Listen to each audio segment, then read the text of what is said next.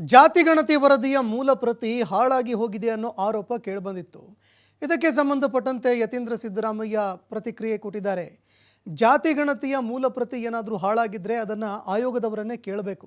ಮೂಲ ಪ್ರತಿ ಇಲ್ಲದಿದ್ದರೂ ಕಂಪ್ಯೂಟರ್ನಲ್ಲಿ ಡೇಟಾವನ್ನು ಸಂಗ್ರಹಣೆ ಮಾಡಿ ಇಟ್ಟಿರಬಹುದು.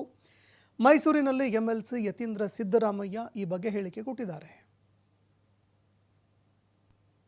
ಮುಖ್ಯಮಂತ್ರಿಗಳು ಹಿಂದುಳಿದ ವರ್ಗದವರು ಸೇರಿದ್ದಾರೆ, ಹಾಗಾಗಿ ಪ್ರಬಲ ವರ್ಗದವರಿಗೆಲ್ಲ ಅನ್ಯಾಯ ಮಾಡಿಬಿಡ್ತಾರೆ ಅನ್ನೋ ಒಂದು ಪೂರ್ವಾಗ್ರಹ ಪೀಡಿತವಾಗಿ ಆರೋಪ ಮಾಡೋದಿದೆಯಲ್ಲ, ಅದು ವೆರಿ ರಿಡಿಕ್ಯುಲಸ್. ಬಾಲಿಶ ನಾ ಹೇಳೋದಲ್ಲ, ಎಲ್ಲ ಪೂರ್ವಾಗ್ರಹ ಪೀಡಿತವಾಗಿ ಸುಮ್ಮನೆ ಅದನ್ನ ವಿರೋಧ ಮಾಡ್ತಿದ್ದಾರೆ.